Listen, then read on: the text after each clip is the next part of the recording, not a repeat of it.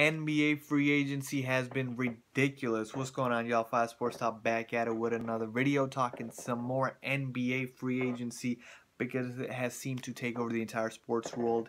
And now that all the major free agents have made their decisions, hint hint Kevin Durant, I thought it was a good time to sort of recap and go over the best free agent signings and the worst free agent signings. Again, this is my opinion. These are not facts. This is just what I believe. Now, I want to put a disclaimer out there before I get started with the list. Kevin Durant going to the Warriors. Best move in free agency by far.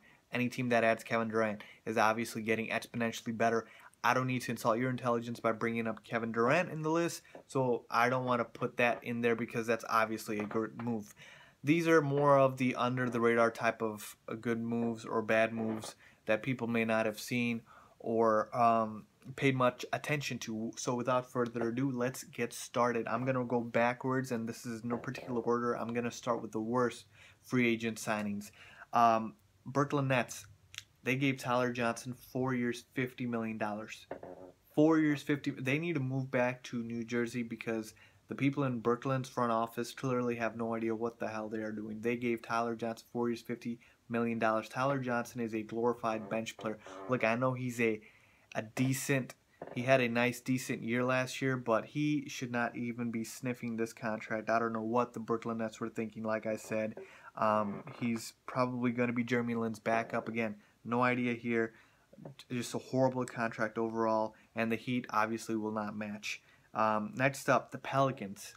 They made a lot of bad deals, but the worst one, Solomon Hill, 4 years, $52 million.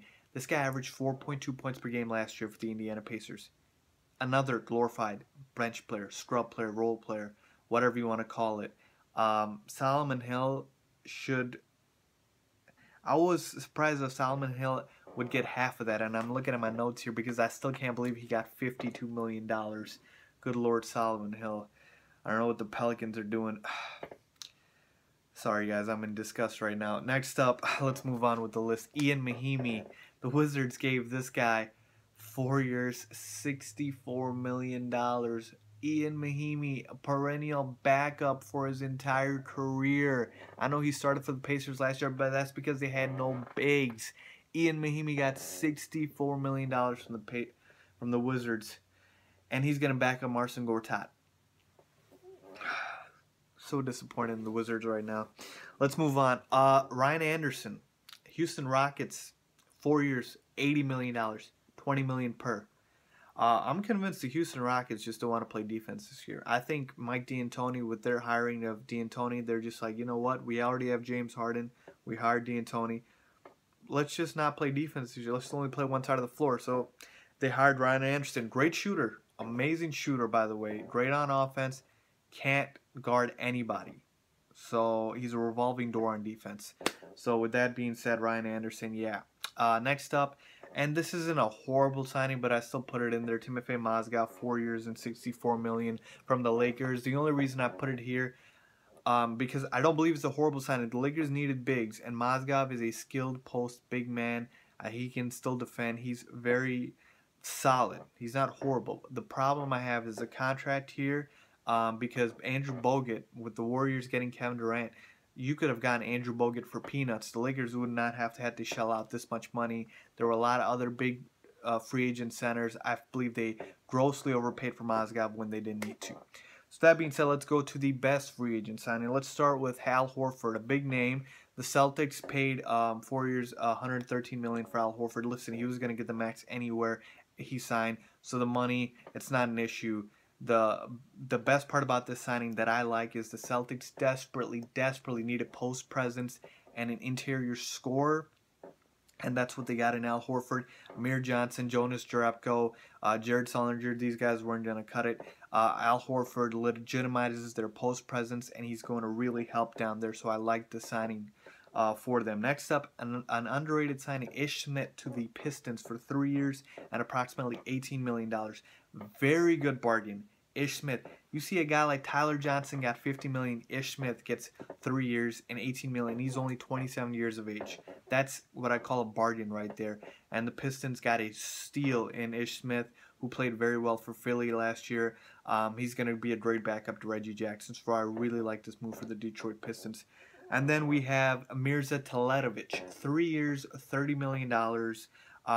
He got signed by the Milwaukee Bucks. Very, very good shooter.